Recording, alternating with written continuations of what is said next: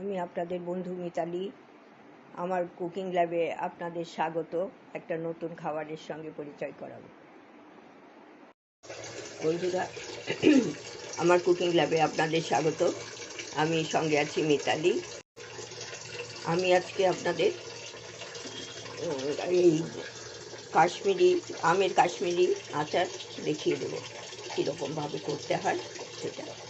আর এই আমি 500 আম নিয়েছি। আমি এইরকম সাইজে কেটে নুন জলে ভিজিয়ে জল ঝরিয়ে রেখেছি এই যে।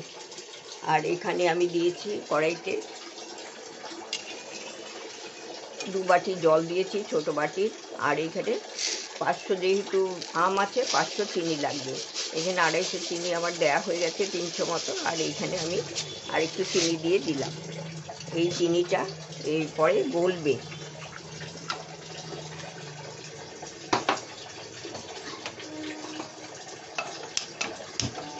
এই চিনিটা আমি একটু গলিয়ে দেব। গলিয়ে তারপরে গলে গেলে আমটা দিয়ে দেব। আমি এই আমগুলো এবার সব আমগুলো দিয়ে দেব। চিনিটা গলে গেছে, গলে যাওয়ার পরে আমগুলো দিয়ে দেব। দিয়ে দিচ্ছি। আমগুলো খুব ভালো ছিল। জলটা সম্পূর্ণ যে এরকম ঝরিয়ে নেবেন একদম। সেই জন্য আমি একটু কিছুক্ষণ আগেই আমি ঝরিয়েছি।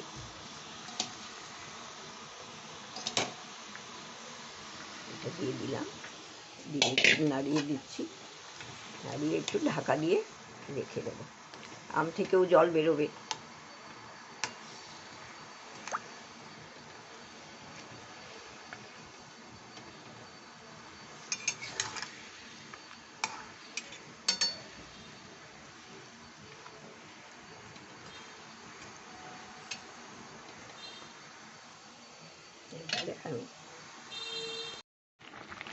এবার তো অনেকটা সিদ্ধ হয়ে এসছে আমটা।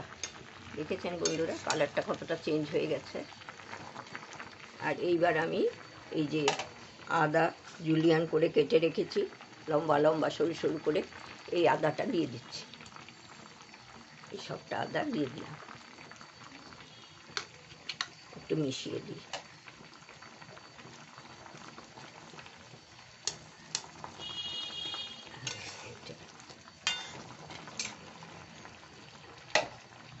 আর এখানে শুকনো লঙ্কা এরকম করে স্লাইস করে নিয়েছি, বীজগুলো যতটা সম্ভব বাদ দিয়ে দিচ্ছি আমি।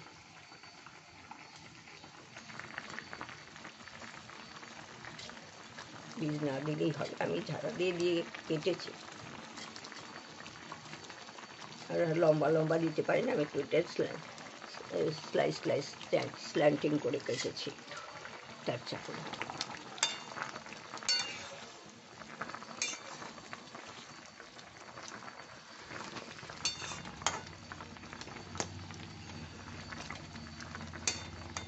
আমি একটু এর মধ্যে একটু কালার আসার জন্য একটু কাশ্মীরি লঙ্কার গুঁড়ো দেব।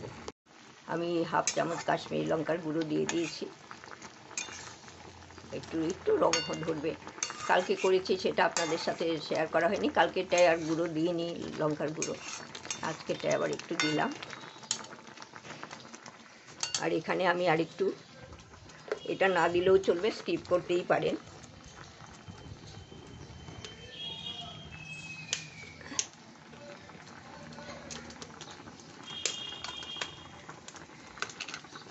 এই ভাজা মশলার গুঁড়ো, মৌরি, জিরে, শুকনো লঙ্কা, ভাজা মশলার গুঁড়ো আমি একটু দিয়ে দিচ্ছি। অল্পই দিচ্ছি, বেশি দিচ্ছি না। এটাই খুব একটা মশলা দেওয়া হয় না। আমি এটা দিলাম। এটা ইচ্ছে করলে আপনি স্কিপ করতে পারবেন।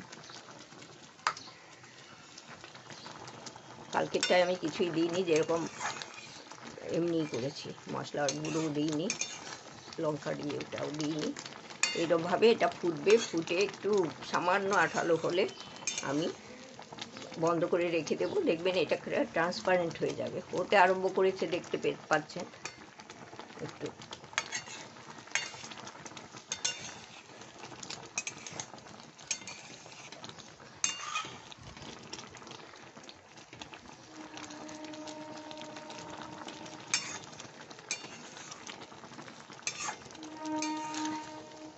এটা অন্য কোনো প্রিজারভেটিভ দিই না আমি এখানে আমি ভিনেগার দেব, শেষে দেব, একদম শেষে। এটা পুরোটাই যখন দেখব যে শিরাটা আমার হয়ে গেছে তখন আমি দেব।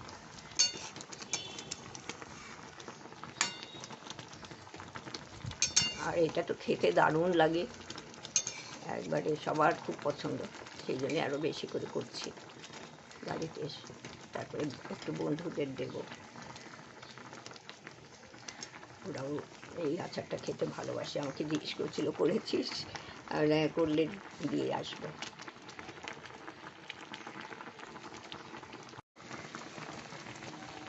বন্ধুরা এটা হয়ে এসছে। এখানে 3 টেবিল চামচ আমি ভিনেগার নিয়েছি, এই ভিনেগারটা এবারে এখানে দিয়ে দিচ্ছি। ভিনেগার দেওয়ার পরে আঁচটা বন্ধ করে দিলাম, ভিনেগার দিয়ে বেশ ফোটাবার দরকার হবে না। দেখেছেন কতটা কি সুন্দর লাগছে দেখতে।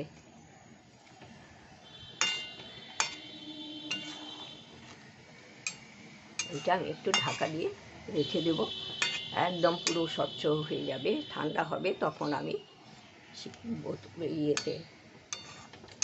বোতলে ভরে রেখে দেবো। বোতলটা স্টেরিলাইজ করে আমি রেখে দিয়েছি শুকিয়ে, সেই বোতলে ভরবো।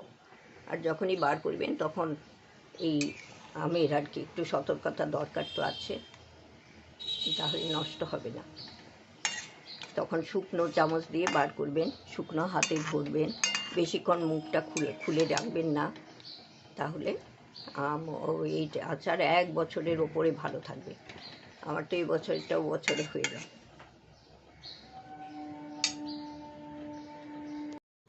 বন্ধুরা আমার এই কাশ্মীরি আমের আচার হয়ে গেছে, আশা করি আপনাদের ভালো লাগবে। সম্পূর্ণ ভিডিওটা দেখবেন, কেমন লাগে জানাবেন, করবেন। মাস অবধি কেন বছর অবধিই থাকবে।